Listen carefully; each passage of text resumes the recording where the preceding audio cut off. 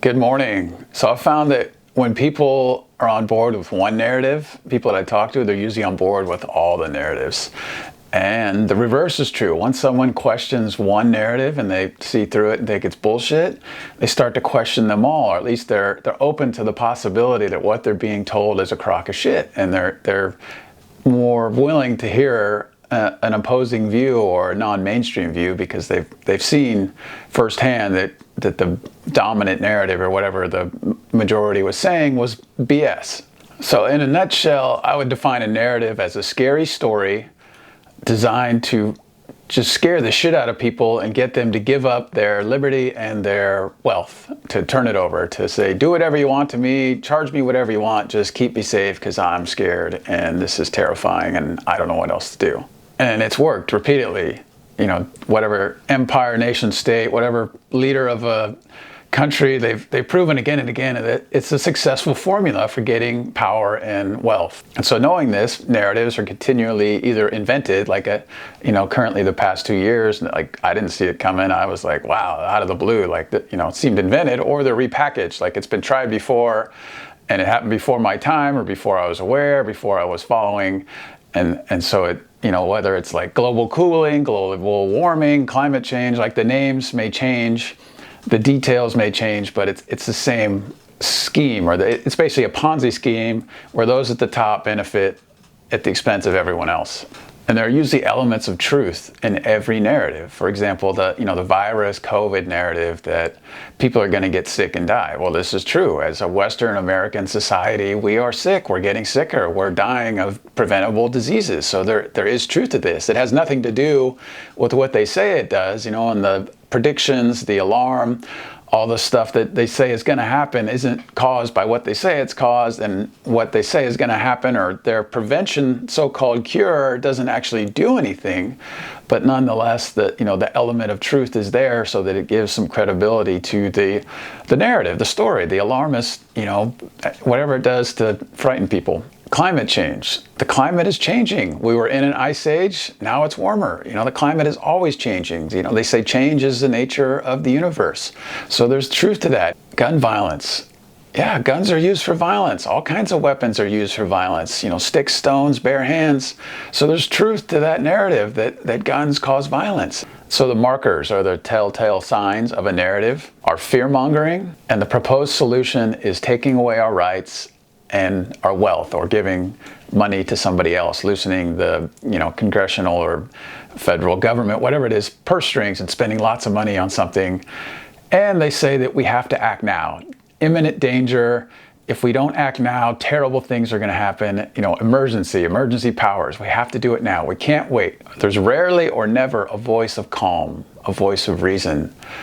In the narrative, on the mainstream, in the politicians, heads of state, when they're talking, there's rarely someone who comes on with a calm voice and says, yeah, something's happening. We're going to wait and take a look and take in all the data, take in all the possible solutions and investigate the causes. We're going to have a forum, get together, have a conversation, listen to everyone, and decide the best course of action. That's never proposed. It's always, the sky is falling. We're doomed if we don't act now. And anyone who even talks about waiting or calm is called a quack. They're repressed, they're suppressed, they're censored, they're squashed, they're told that they're dangerous and they're going to kill grandma or kill whoever, or destroy the planet. It's always this doomsday scenario, and usually it's beyond our control and somehow an invisible force, like the terrorists. You never know where they are. The viruses, we can't even see them without a special tool, and can't even measure it without some special test and all this. Like the drugs, you never know. They could be in someone's belly, or they're in a rocket, or they're digging tunnels under the ground, or the communists, who knows? You don't know. They're everywhere. We don't know who, spies. They could be anyone, ever vigilant, loose lips, sink ships, all this kind of fear-based talk that we can't wait. There's no time. We have to act now. And whatever proposals, the restrictions, the new laws that in a calm, rational time would seem draconian or tyrannical or insane, or these are the acts of a despot, or this is something that Hitler or Stalin or some other nasty person would do.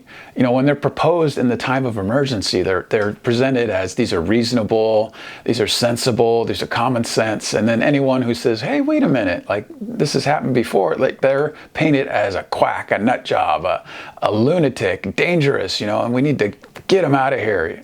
And usually one of the most effective and deceptive markers is that confusion.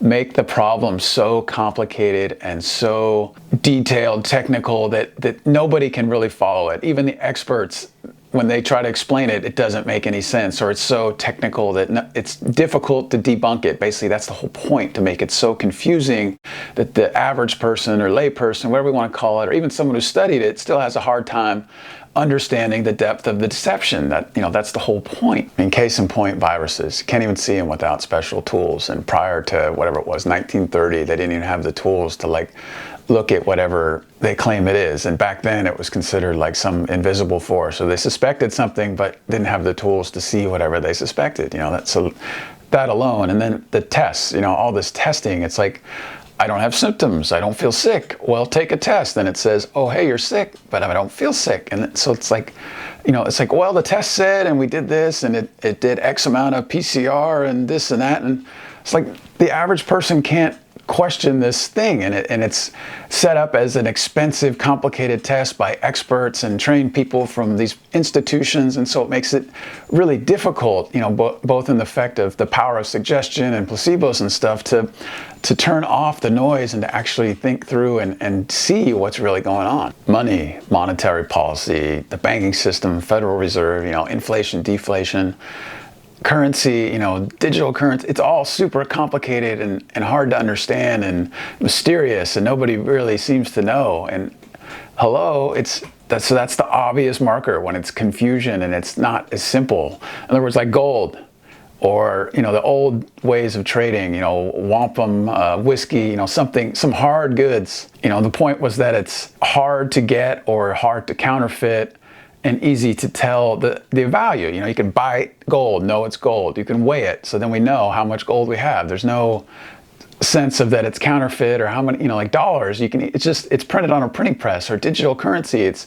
just manufactured out of thin air, so it's easy to counterfeit and hard to know if it's on the up and up. But if you're trading actual hard goods, the whole point is to be a store of value, to make it so that I can transfer my goods, let's say videos, to someone who is selling mushrooms or whatever. And if I don't like mushrooms and he wants to trade me mushrooms, well, I don't want mushrooms. And so if he has an intermediary of exchange, some gold, some booze, or whatever it is that has some value, something that they made, then that's the whole point, But when it's all confusing and everything, it makes it real open to shenanigans, and that's the whole point. So solutions. So for me, like the first thing I did that really helped me stop buying into narratives or falling for them or getting, hook, line, and sinker carried away by it is to turn off mainstream media.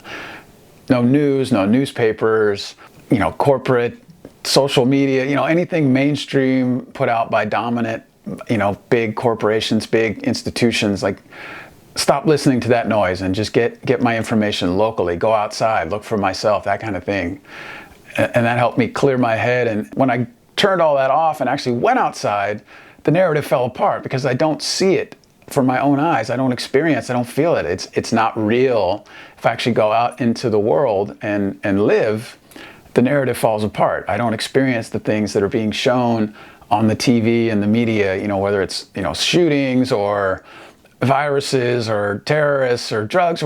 It's not out in my world. I'm not out walking down the street or out in a hike in the woods and I trip over Pablo Escobar and dead virus bodies and terrorists, and that's not real. That's not in the world. It's someplace, but that's for me, that's the best way to cut through the noise and reclaim my power and my own sense of truth and intuition, is to turn off the noise and let the real source come to me and let me see it from my own eyes. And then from there, I can pay attention again to the misinformation or what's it Mark Twain said, that if you don't watch the news, you're uninformed. If you do watch the news, you're misinformed. And that's kind of like, so now I watch the news with, okay, knowing this is propaganda, but just to see kind of what the new narrative is, what narratives they're pushing, and so I can see through it. And I would add to this list like TV shows, like big mainstream TV shows, and even movies. Like how many movies have a plot where the bad guy is either an Islamic terrorist, a drug dealer, a communist, and now viruses. I think the latest Bond movie had this whole virus villain and things like that. And so these things get into the mainstream culture. They're put in there. They're all over the place, and they affect thinking. It seems normal. It seems real. It makes it plausible. If we see it all the time, everywhere we look, when we're consuming this so-called entertainment, which is actually often propaganda in disguise, or just that maybe the people that make it, they are on board with the narrative. So why wouldn't they push a narrative that they believe in? That's just.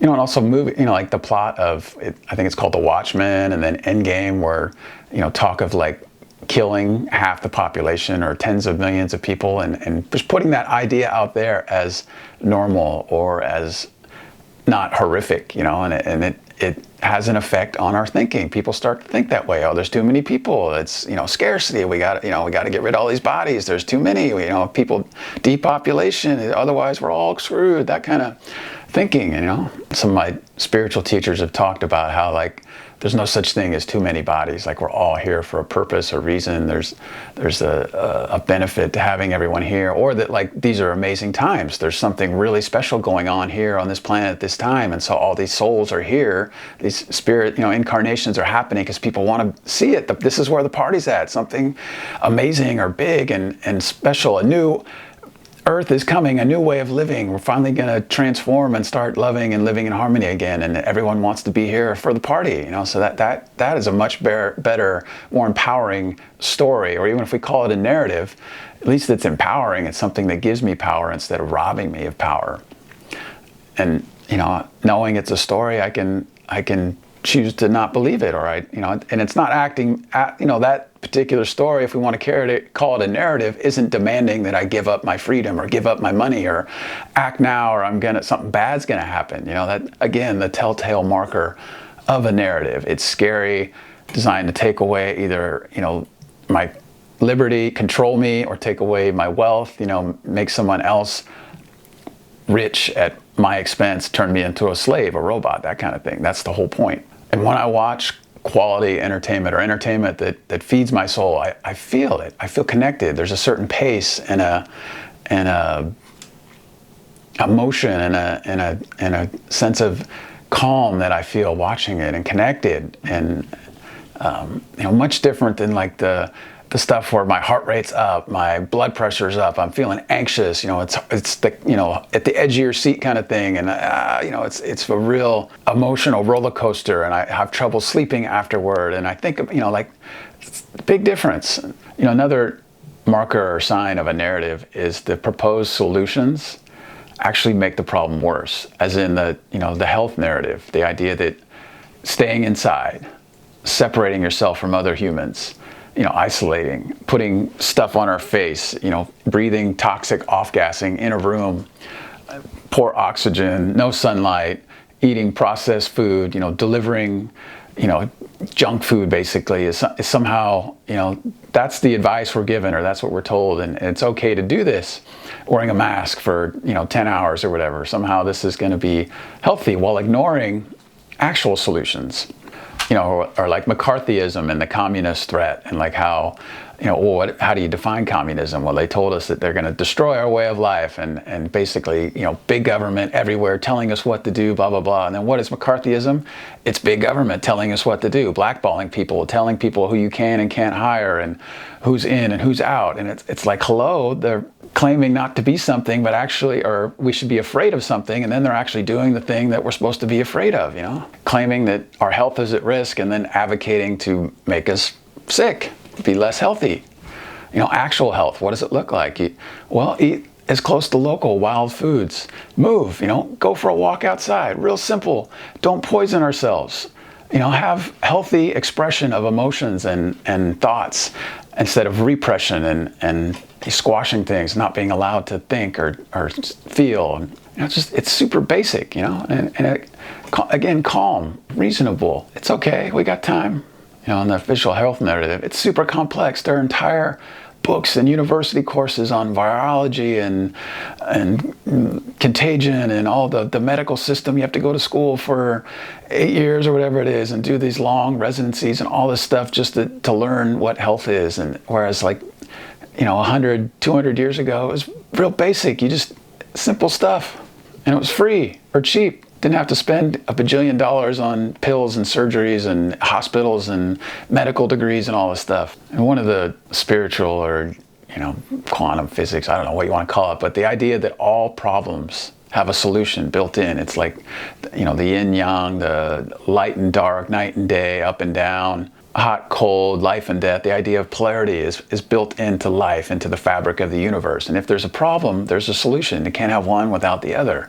And so if somebody's claiming problem, danger, alarm, without us saying, oh, hey, it's all good. There's a solution here. We just have to talk to enough people and be patient, and the solution will be found, because it's the law of the universe. It's a truth, in other words, people who are trying to scam us and take our stuff, they want us to believe only they have the solution. It's super complicated and expensive. Only the elites, the professionals, the experts, so-called experts, can deal with this. And you peons, you can't solve it yourself. You can't do anything. You have to trust us. And so hand over all your autonomy, give us all the authority and the power and the money, and we'll control and take care of you, and we'll kill all the bad guys and make you safe. The solution to all this fear and this hate it's love. It's always love. And I get there through calm, through meditation, being in nature, community, being with loved ones, being with friends, connecting, being outside, pets, animals, so it's the solution, getting back together. And so I hope this helps. I hope there's something in here and help us, see through these narratives and reclaim our power and be kind and loving and come back together. So thanks so much, and hope this helps. If you like this video, please subscribe, share, thumbs up. Come on over to the website, donate, join a membership, whatever you can do to help. It all helps, and appreciate you watching, and thanks so much.